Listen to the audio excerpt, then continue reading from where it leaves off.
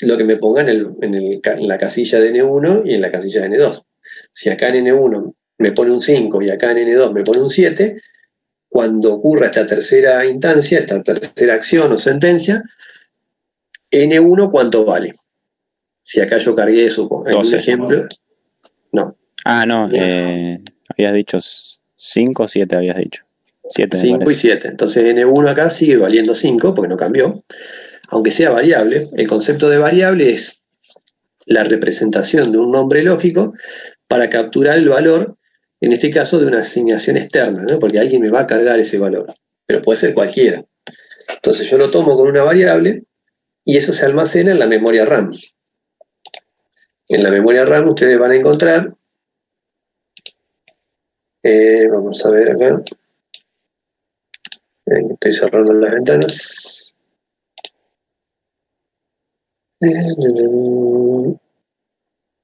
¿Vieron la arquitectura de Bohr? No, no vieron nada con clave todavía, ¿no? Estuvieron charlando. ¿En dónde? ¿En arquitectura de computadora? Sí, Sí, todavía no vimos muy vieron poco nada. de No, no, no vimos nada. la secuencia. No vieron arquitectura de von Neumann, no vieron nada de eso. Bueno, no importa. Van a.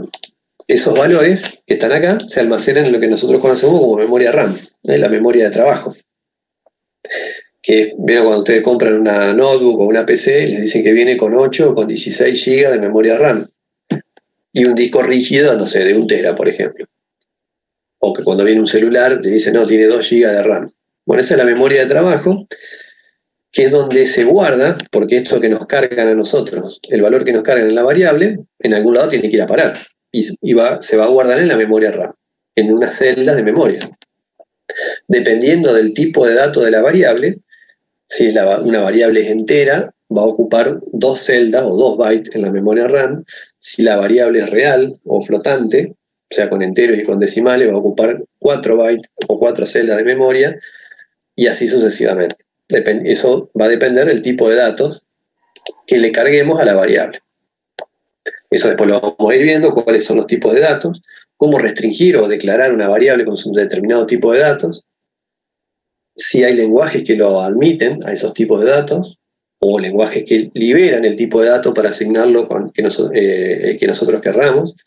Y esa es una diferencia que tienen, por ejemplo, Python y Pascal, o C o Java, donde Pascal, C o Java restringen cada variable con su tipo de datos. En cambio, hay otros lenguajes más libres, como Python, donde yo puedo poner lo que quiera. Bueno, una vez que carguemos las variables, que acuérdense entonces, la variable es un nombre lógico que apunta a una dirección de memoria donde se va a almacenar el valor que me están ingresando como asignación externa. Y acá hago una operación algebraica. Por eso en la primera práctica ustedes van a ver estos operadores.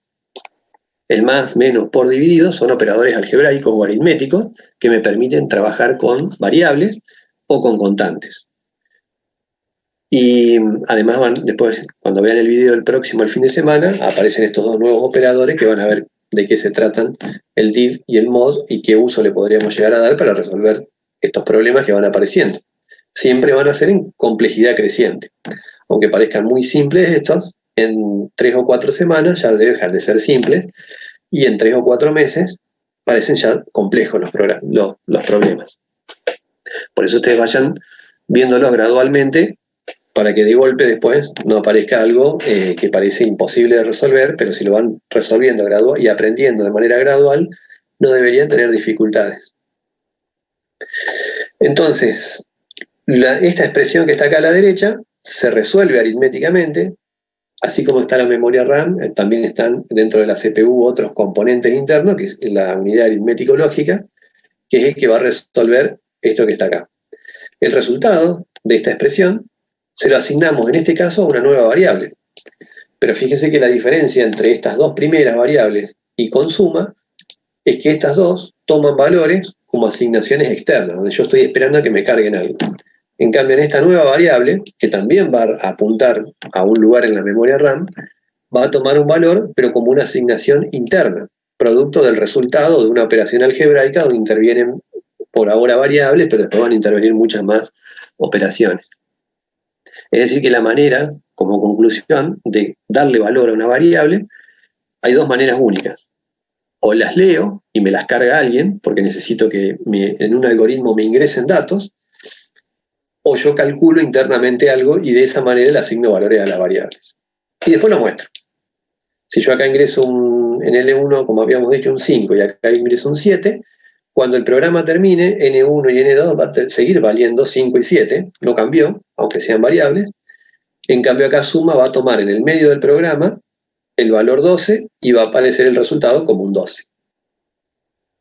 En este otro algoritmo tenemos 3 asignaciones externas. Nos cargan 3 variables. Y una vez que ingresamos esas 3 variables, que no sabemos qué valor nos van a colocar, empieza a aparecer una cuarta variable. Supongamos que acá ponemos los valores, no sé, 1, 2 y 3, en A, B y C. ¿Cuánto vale R en este cuarto paso del algoritmo? 3. 3, ¿no? Dijimos 1 para A, 2 para B, o sea que 1 más 2 es 3. Y acá, ¿cuánto vale R? 1. 1 sería. Lo primero que se va a resolver en esta quinta línea es siempre la parte de la derecha de la asignación. En este caso, si a nosotros nos ingresan 1 en A, 2 en B y 3 en C, R valdría 3, producto de la sentencia anterior. Una variable apunta a la dirección de memoria y tiene un valor, pero en un único momento. Pero después ese valor se puede ir pisando en ese lugar. Por eso el concepto de variable, porque varía a lo largo de la ejecución, pero tiene un único valor en un momento dado. Después vamos a ver más adelante que también existen variables compuestas donde pueden admitir múltiples valores en un momento dado, que se llaman arreglos, vectores, y eso va a aparecer más adelante. Pero ahora estas variables, que se denominan variables simples, tienen un único valor. Acá, en este momento donde yo estoy marcando, la R vale 3, porque tomó el valor de la suma de A y B. Y lo divide por el valor de C. Si acá me habían ingresado 3, ustedes me habían dicho 1. Entonces esta R, que antes tenía un valor de 3, ahora pasó a tener un valor de 1, porque se está pisando. Yo la estoy asignando. Acuérdense que la manera de cambiar los valores de una variable es capturando valores. Si haríamos una página web, supongamos que tenemos un formulario donde tenemos cajita de texto, cargamos los valores ahí y eso sería la manera de capturar valores. O la otra manera de cambiar los valores con una asignación externa, como por ejemplo en este caso. Y acá lo mostramos. Eso sería el resultado que vería el operador. Profe. ¿Cómo vamos a construir algoritmos? Sí, ¿alguien me iba a preguntar algo? Sí, yo, Leonardo. En el diagrama de Chapin, los cuadraditos, casillas, podemos poner los necesarios para resolver el ejercicio, no hay un límite, ¿no? No, tiene que ser, hay una serie de principios para el algoritmo, que cuando ustedes lean los apuntes y miren los videos, es que tiene que ser el algoritmo preciso, o sea que cada paso tiene que indicar algo de aporte al algoritmo. Tiene que ser claro, tiene que ser finito, obviamente empieza y termina, si no, no sería un algoritmo válido. Claro. Y obviamente, cumpliendo con esos principios, ustedes van a tener la cantidad de símbolos gráficos del Chapin, que no, ahora son todos cuadraditos, pero ahora vamos a ver que existen otros más, de manera de que el algoritmo funcione. La cantidad de símbolos va a depender del problema, incluso del programador o del diseñador, porque cada uno va a tener una estrategia de resolución y no necesariamente van a ser iguales. Claro. Vamos a hacer uno, así les queda más claro, en vivo y en directo. Vamos a hacer, a ver alguno, el 7. Acá nosotros se nos ocurrió, a ver si podemos mejorar un poco la venta, en vez de ingresar 2 números, sumarlo y mostrarlo, vamos a hacer una aplicación y después vamos a hacer una aplicación móvil y la vamos a subir a la tienda virtual. Entonces, que me ingresen un lado de un cuadrado y yo te digo cuál es el perímetro y la superficie. No sé si vamos a tener mucho éxito, pero bueno, este un poquito mejor que el otro. Porque en todo algoritmo ustedes tienen datos de entrada, procesos o transformaciones, como esta, y salida. En estos iniciales que estamos viendo, por eso se llama estructura secuencial, porque empiezan con datos que se van ingresando, se van incorporando al algoritmo, hay un proceso, una transformación o un cálculo, y después una o varias salidas. En este caso, en este ejercicio 7, ¿cuántos datos de entrada tendría nuestro algoritmo? 1. 1. No ¿Y por qué no? Solo. ¿Por qué no 4? Porque solamente te tienen que dar el valor del número. Porque si un cuadrado los Bueno, cuatro de- lados son iguales. Solamente un lado. Que se Bueno, Claro. sí. Solamente un lado del cuadrado.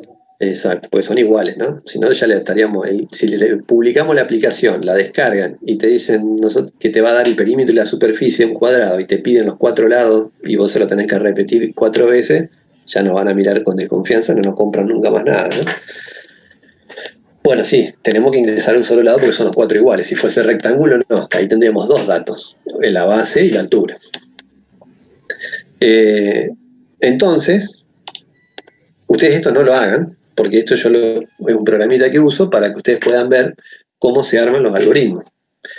Ustedes lo van a tener que hacer en la pie en papel. Entonces, ¿qué le vamos a poner acá? Ejercicio, vamos a ponerle un nombre que le damos al algoritmo, ¿no? Como para organizarlo.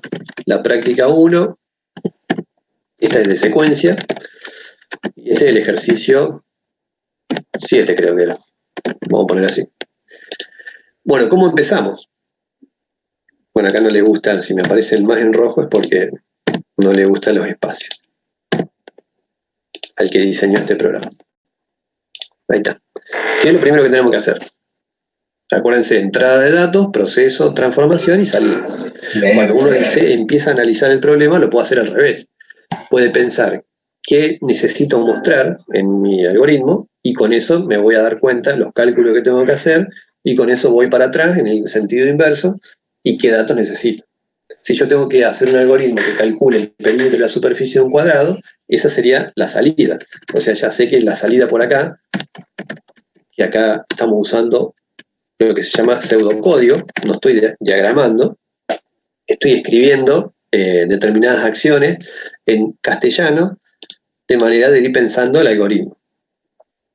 Entonces yo sé que tengo que informar el perímetro y la superficie, ya sé que le puedo armar un cartel aclaratorio que el perímetro del cuadrado es, vamos a poner así, y no sé cuánto es, ahora ustedes me van a decir cómo hacemos, y que la superficie de ese cuadrado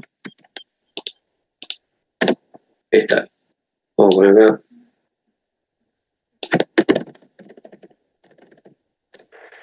La superficie del ULAM.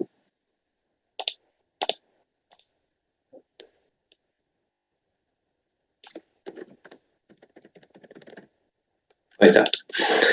Bueno, yo para hacer este cálculo, para mostrar esta información, ahí mostré la salida, ¿no? Lo estoy haciendo al revés ahora. Me habían dicho que tenemos que ingresar un solo lado, entonces tenemos que leerlo. Esta es la asignación externa. Y para leerlo necesitamos una variable. Y siempre toda variable tiene que tener un nombre representativo de lo que va a almacenar. Por ejemplo, le podemos poner lado. Y una vez que leí el lado, ¿cómo hago para calcular el perímetro y la superficie? Profe, una consulta. ¿Primero no se debería hacer un cartel aclaratorio para el usuario para que ingrese un lado? Sí, Entonces ya sabe qué es lo que tiene que vamos a copiar acá, si no se va a perder, pobre. Vamos a ponerlo así, ingresar el lado de un cuadrado, o ingresando el lado de un cuadrado, te muestro, lo vamos a tutear. Perímetro y superficie.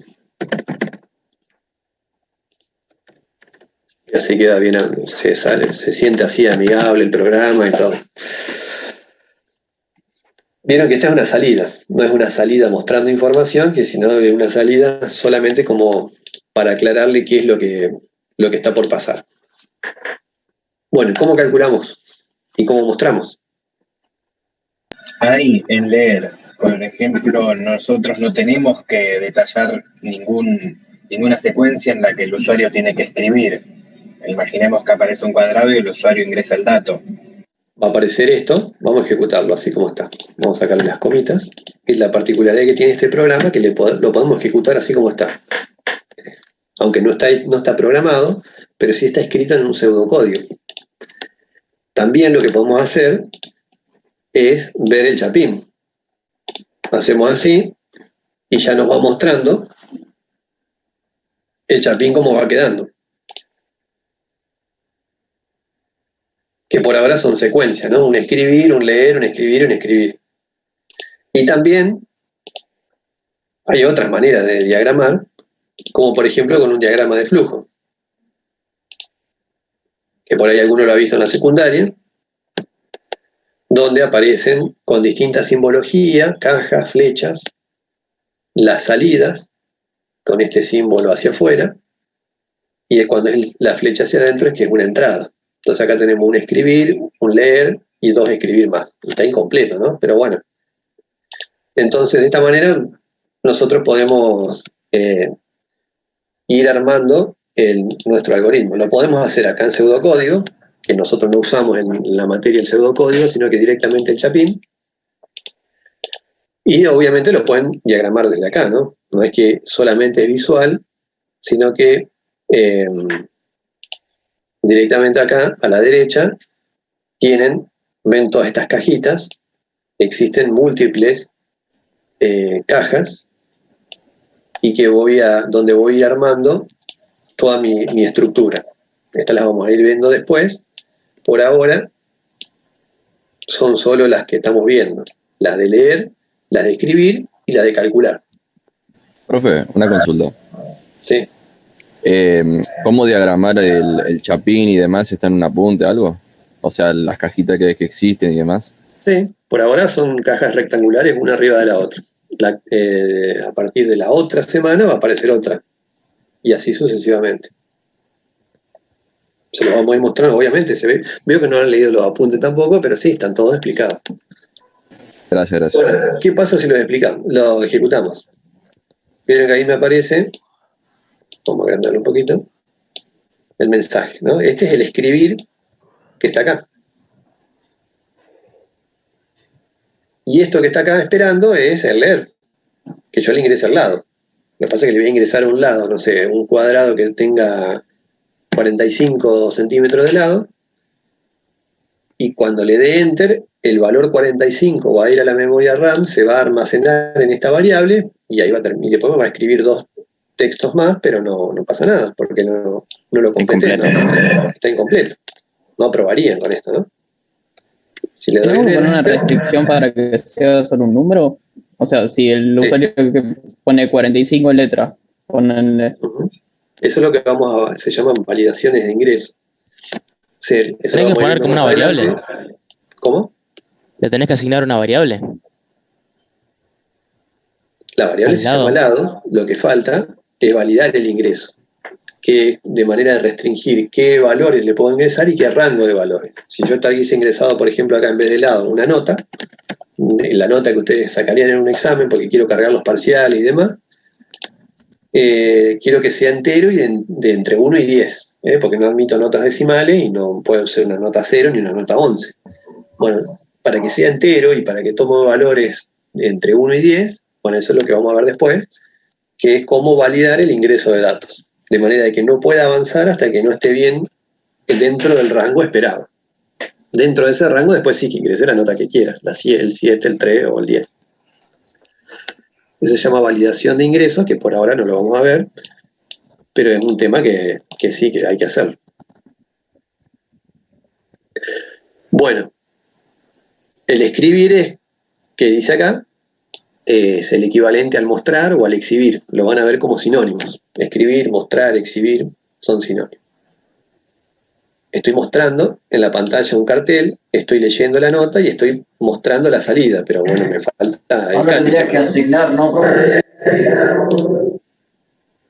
Y si yo le estoy preguntando a ustedes me están preguntando a mí, yo ya lo sé, pero... Tendría que asignar... y lado por lado. Sería 4 por el lado. Lado por lado, ¿qué sería? Este cálculo área. que están haciendo, esta expresión, ese es el área, ¿no? Área o superficie. Bueno, y entonces, pero acá se va a calcular, si yo ingresé, no sé, 45, vamos a poner 10 acá, esto me da 100. ¿Y qué pasa con ese número? Pero ahí, ahí estaría ya haciendo la cuenta, ¿o no? Ahí estoy haciendo un cálculo. Pero si hago ese cálculo me va a dar error porque me va a decir el compilador, en este caso, o el intérprete, ¿qué pasa con ese número que querés hacer? Le falta algo a la izquierda. No sé cómo. Le falta asignarle a una variable. Por eso, asignarle algo, ese valor. Así. No sabía cómo una nueva variable que va a tomar el valor del cálculo que haga acá. Le puse sub, o le pueden poner superficie. Y es el que podríamos mostrar acá. Esto se llama constante literal o constante de carácter. Es un texto que siempre va a aparecer. Por eso se llama constante. Es como el de acá arriba. En cambio, lo que aparece acá a la derecha es una variable. Y no aparece entre comillas. En este caso, en este programita se separan por comas. Entonces acá me va a mostrar este texto, este mensaje, y al lado el valor. Y el valor que tome sub va a depender del valor que me dé lado por lado, y que a su vez va a depender del ingreso del lado del cuadrado que me hayan hecho. Y después podemos hacer lo mismo con el perímetro. Podríamos poner lado por 4 ahí. Claro. O lado más lado más lado más lado. Así. Ahí estoy usando el operador aritmético por. Y entonces acá podemos mostrar el perímetro. Obviamente que cuando ustedes usan una variable, el nombre tiene que ser exactamente igual en todos lados. Y respeten mayúsculas y minúsculas. Si acá ponen perímetro y acá ponen perim, cuando lo quieren ejecutar les va a dar un error. ¿Cómo se llamaría el perímetro del cuadrado es? Esto que está acá. Sí. Eso es una constante de carácter o constante literal. Bueno, ya lo ejecutamos. No sé si se arregla, no, está abierto acá. Vamos a ejecutarlo. Ahí me aparece el cartelito, me largo el cartel. Y vamos a ponernos el lado 7. Sí, cuando yo le apriete Enter, lo que va a pasar es que el 7 se va a ir a almacenar en la memoria RAM representada por el nombre simbólico lógico lado. Después acá va a ser 7 por 7, porque el lado está apuntando a un lugar en la memoria donde hay almacenado en binario un número 7. Por eso en la arquitectura de la computadora van a ver también las representaciones numéricas. Porque adentro del microprocesador maneja solamente el lenguaje binario. Toda esa conversión se hace en el medio. Y hace 7 por 7 y se lo asigna a la izquierda. En el chapín es una flechita. Después en los lenguajes de programación van a cambiar. Por ejemplo, en Python es un igual, en Pascal es 2 puntos igual, en lenguaje C es el igual, en general es el igual. Y entonces estoy asignando el resultado de esta expresión algebraica a esta variable. Profe, al lado del sub y del perímetro, ¿no tendría que ir la palabra asignar para que funcione correctamente? Y ese es el operador igual. En este pseudocódigo, el igual es el asignar. Ah, perfecto. Y al leer ahí lo van a hacer así. Cuando hagan Python, va a ser así. Pero en Chapin, vamos a poner acá, es una flechita, que sería lo correcto. Es lo que ustedes van a terminar haciendo es esto. Claro. ¿Por qué es una flechita? Porque es un símbolo genérico que después, cuando yo lo programe, va a depender del lenguaje. En general, los lenguajes todos manejan los operadores aritméticos, el más, menos, por, dividido. Todos los lenguajes no son leer y escribir. Cuando lo pasemos a Python, va a decir type Pascal. o ¿Cómo? print. Claro, en print. Cuando lo pasen a Pascal va a decir read o write, y si lo programamos en C va a ser un scanf o un get, un fget o un printf. Y dependiendo del lenguaje, si uno adapta esta solución genérica, que está hecho en este caso en Chapin, o puede ser diagrama de flujo, en pseudocódigo, nosotros vamos a usar esto en la materia. Y una vez que lo tengamos acá armado en Chapin, después ya el problema está resuelto. la traducción a un lenguaje de programación es casi directa, porque lo único que tenemos que hacer es adaptarlo a la sintaxis y semántica y a los reglos y a los símbolos, a las reglas y a los símbolos del lenguaje de programación que querramos usar. Después, en la vida profesional y cuando ustedes avancen en la carrera, qué lenguaje usar va a depender del tipo de aplicaciones que quieran desarrollar, para qué plataforma y qué características tenga el sistema. Entonces, qué lenguaje se adapta mejor. Eso es la teoría. En la realidad, después uno termina programando con el lenguaje que a menos le sienta o el que sabe. Y trata de adaptar todo para ese lenguaje, hasta que te lo cambie. La realidad te lo cambia. Bueno, esta sería la solución del algoritmo para el ejercicio 7. Y lo estamos ejecutando. Entonces, si yo le doy Enter acá, se ejecuta esta expresión de la derecha y se pasa el valor a la izquierda. En este caso, a la variable sub. Y lo mismo, el lado acá no va cambiando, toma el valor perímetro. Entonces, cuando yo le doy Enter, ocurrieron todas estas acciones y termina saliendo el resultado. 27 por 7.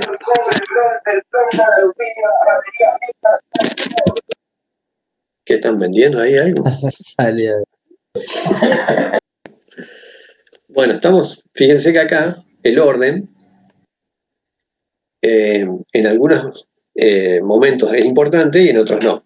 Por ejemplo, sí o sí yo necesito leer antes de calcular. No podría poner, fíjense que acá yo cargué 7 y si bien calculé primero la superficie y después el perímetro, lo mostré al revés.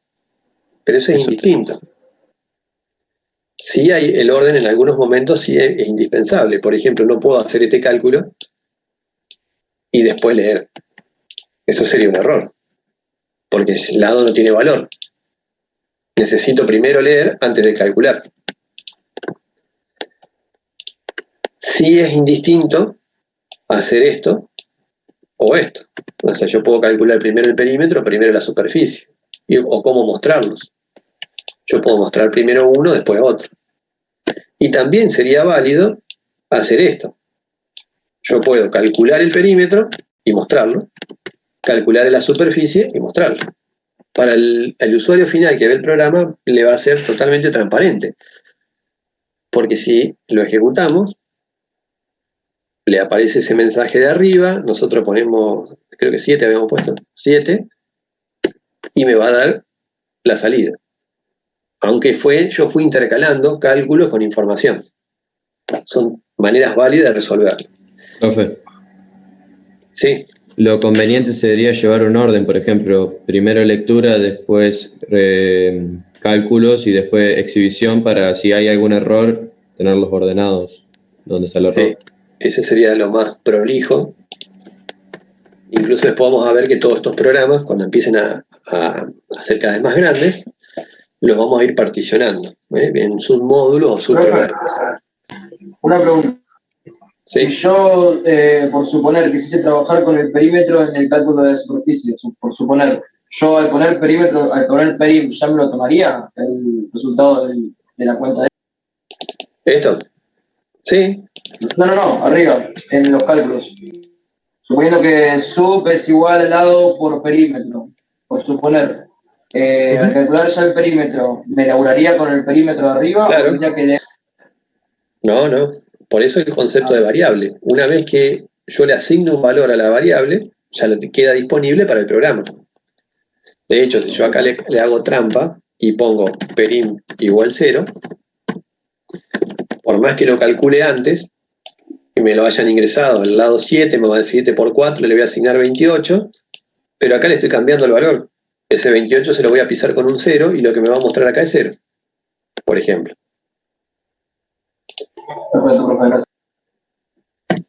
¿Ven? Me va a decir, pero ¿cómo 0? Y bueno, porque me quedó ahí mal, pero sí, yo podría hacer lado por perín. Me va a dar cualquier cosa, pero sí, eso es válido. Y también es válido, si yo quiero ahorrarme memoria y no usar variables de más, y solamente usar una única variable, lado, y después sí usar estas operaciones, podría hacer esto. Directamente en el momento del mostrar, le pongo la expresión algebraica. Entonces eso se va a resolver en el momento y se muestra. Y me ahorro estas líneas y leo al lado y después me va a aparecer este cartel y como acá hay una expresión algebraica la va a resolver pero la va a mostrar. Obviamente no la voy a guardar en ningún lado, pero me va a servir para mostrarla porque yo no la necesito después, supongamos, ¿no? Entonces también es válido hacer esto. O sea que acá a la derecha no siempre puede aparecer una variable, sino puede aparecer variables, constantes o expresiones. Una expresión es una combinación de variables, de constantes y de operaciones. Entonces, si seguimos, y para el operador es siempre lo mismo, aunque nosotros construimos internamente otra manera de resolver el algoritmo. Profe, una consulta. Sí. Cuando yo lo quiero pasar a papel para hacer las prácticas, ¿lo tengo que poner así, tal cual como está ahora, o como en el programa anterior? Así, Okay. pero sin los colores. Si no se van a quedar sin fibras de color. Así, exactamente así. Gracias, profe. Este sería el primer parcial, lo tendrían que entregar así. Sí, esto no, por ahí no le ponen el nombre, el inicio y el fin del algoritmo, sino que ponen la cajita esta, las 4 cajitas. Claro, el fin del algoritmo no se lo ponemos. No. No, ni al principio ni nada. No, la coma es la secuencia solamente. Es obligatoria, ¿no? La coma, sí, porque estoy separando un texto de un cálculo. Esto mismo, creo que lo tengo codificado en Pascal por acá. Esto no, en Pascal no. En Python. A ver.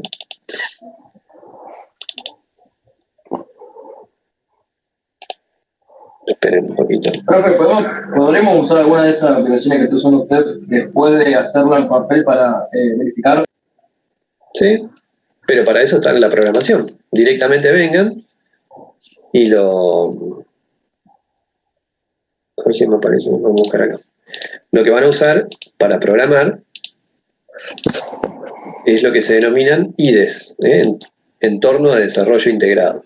Hay un IDE, por ejemplo, de Pascal, para programar en Pascal.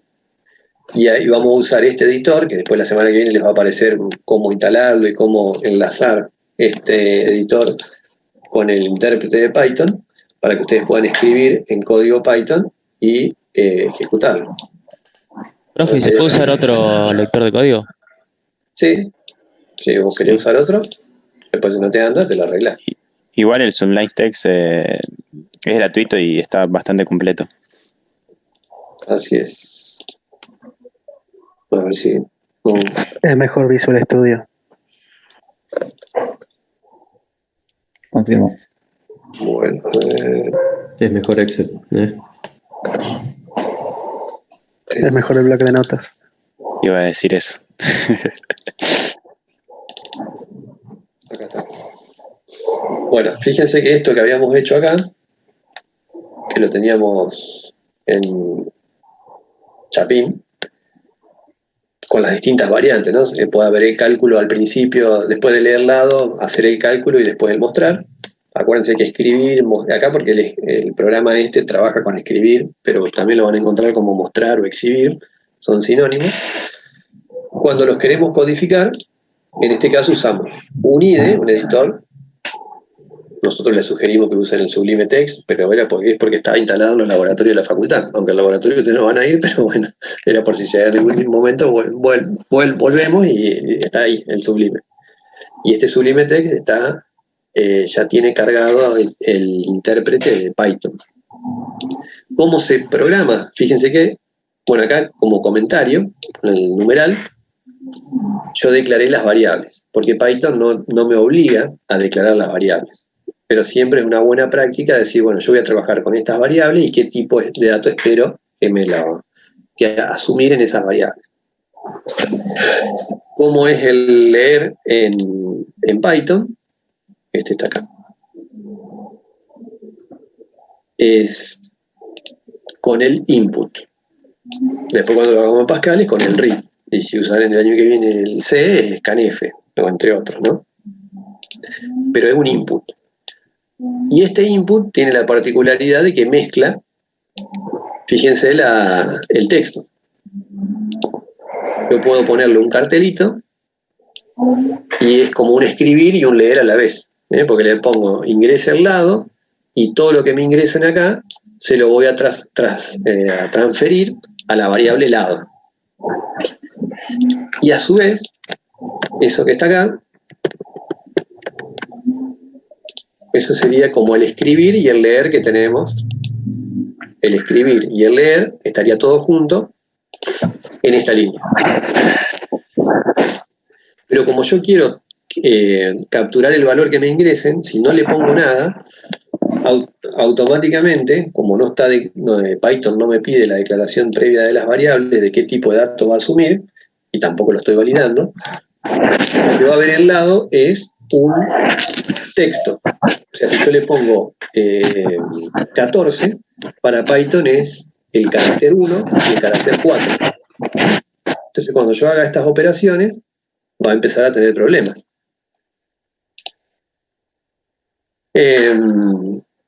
Por eso es que a mí me conviene hacer uso, que se denominan funciones, esta que después la vamos a ver, donde estoy convirtiendo lo que me ingresan, suponiendo que me van a ingresar un número, por ahora lo vamos a suponer como válido, y lo voy a pasar a entero, para que dentro del lado haya un valor entero. No la cadena, si me ingresan, supongamos el 11, no el carácter 1, sino que sea el número 11. Ahora vamos a hacer la prueba sacándole el int. Y el igual en Python es el operador de asignación. Esa flechita que aparece en el pseudocódigo, en el chapín, mejor dicho, lo que se transforma en Python es con el signo igual. O sea que todo lo que está a la derecha se lo transfiero a la variable que está en la izquierda. Y después el resto es lo mismo. El mostrar, el escribir o el exhibir en Python es con un print. Pero fíjense que adentro es igual. Tienen la cadena de texto, o literal, coma, variable. Encerrado entre paréntesis.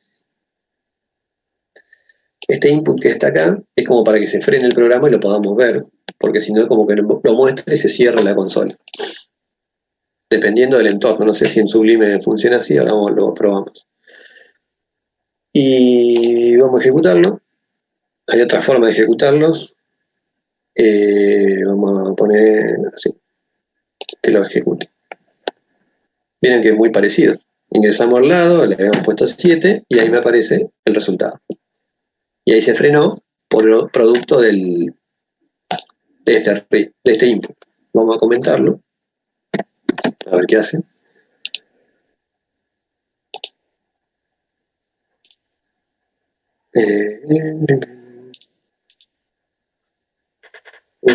Vamos a... Si me toca el cambio. Después hay unas teclas rápidas para hacer esto que estoy haciendo. Bueno, y ahí terminó. Este input no es necesario. Obviarlo. Porque se puede ejecutar en el shell de Python, pero con esto funciona. Bueno, ¿se entendió más o menos? ¿Qué es lo que estamos buscando? Sí, sí. Sí, profe, se entendió, se entendió. Sí, profe.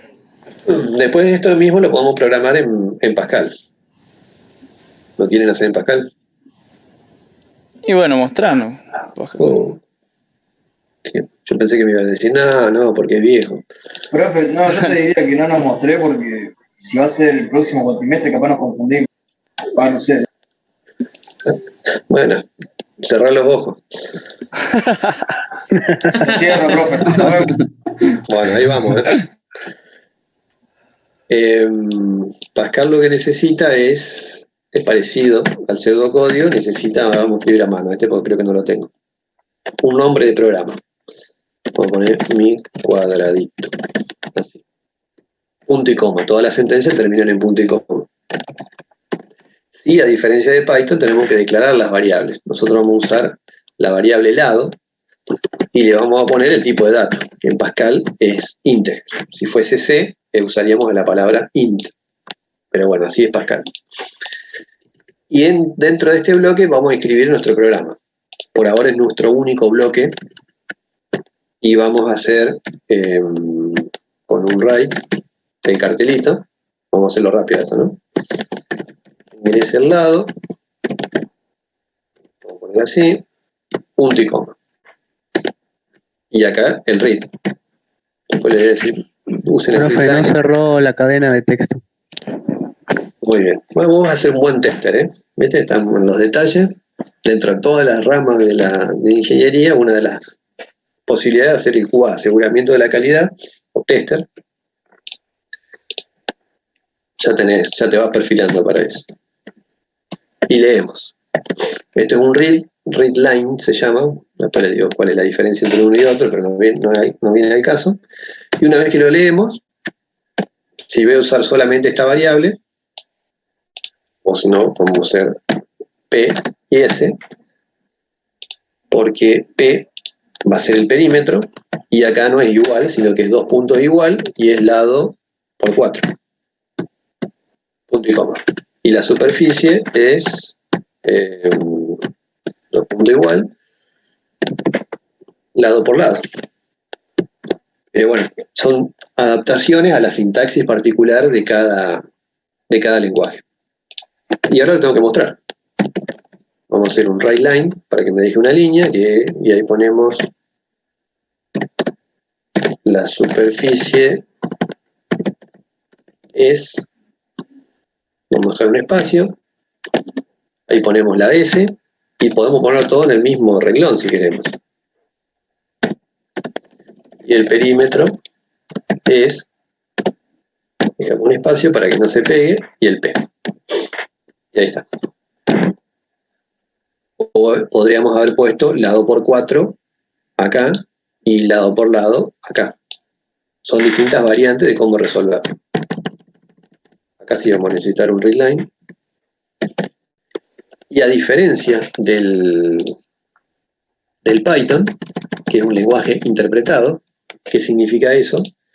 Que cuando yo lo ejecuté acá, no me generó ningún otro archivo. Partió de este punto .pi, que es el código fuente, el que está escrito en Python, se traduce a binario en el momento y se ejecuta. Pero siempre tengo mi código fuente nada más. Acá van a ver que Pascal es un lenguaje compilado. ¿Eso qué significa? Que yo lo voy a guardar, vamos a guardar mira, acá tiene unos exámenes finales. Vamos a ponerle mi cuadradito. Puede ser otro nombre. La extensión es .pas, en el Python es .pi. Pero siguen siendo código fuente, un código entendible por nosotros, adaptado a la sintaxis del lenguaje correspondiente. Profe, le hago una consulta. Sí. El primero de todo, entonces, ¿qué programa era? Porque yo pensé que ese era Python. Diagrama. No, el anterior que hicimos al principio, el de fondo blanco. Este Sí, se llama pseudocódigo. Es una manera de diagramar la solución, pero ustedes van a usar este. Ah.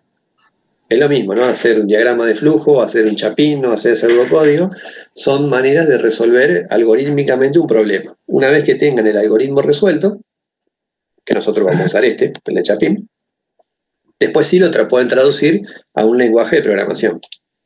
Perfecto, En gracias. este caso, este es el Python, que como les decía, es un lenguaje interpretado, porque el código fuente lo ejecutan y en el momento se convierte a binario sin la aparición de ningún otro archivo. En cambio, en el Pascal, yo para ejecutarlo lo tengo que compilar. Es como el C o el Java. Me va a generar un punto exe, que va a estar en binario, y ese exe es el que voy a ejecutar. Pero para poder generar el punto exe lo necesito compilar. Y ahí van a aparecer las frustraciones de ustedes, ¿no? Porque para compilarlo, ahora cuando lo hagamos, empiezan a aparecer un montón de errores acá abajo. Vamos a ver. Ahí está compilando y no apareció ninguno, ¿no? Bueno, pero porque era fácil.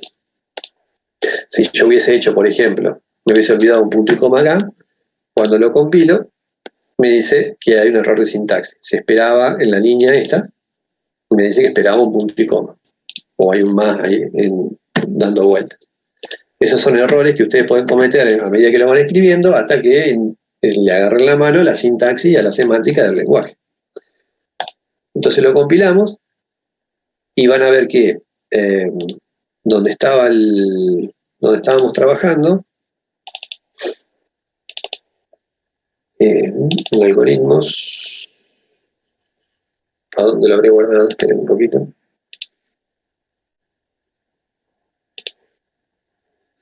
en Pascal. Algoritmo Pascal, ya estábamos cerquita. Acá está mi cuadradito, .pas. Este es el código fuente, el que estamos viendo acá, este de acá. Pero a su vez, cuando lo compilamos, se genera un .exe, que lo acaba de generar recién. Ese .exe es el ejecutable. Lo podemos ejecutar de acá directamente con un doble clic, porque corre en cualquier procesador, o desde el entorno, una vez que lo compilamos, acá con este botón de ejecutar. Profe, una consulta. Sí. Yo cuando había compilado Pascal me había aparecido un archivo con .o. Sí. ¿Qué significa eso? Y ese es un programa intermedio entre el fuente y el ejecutable, que después tiene que enlazarlo con otras librerías, pero eso también depende del compilador o el editor que estén usando. Pero para nosotros lo importante es no perder el fuente, porque acá está nuestro código, y este que se genera, fíjate que acá también va generando algunos archivos temporales, estos después se van a borrar.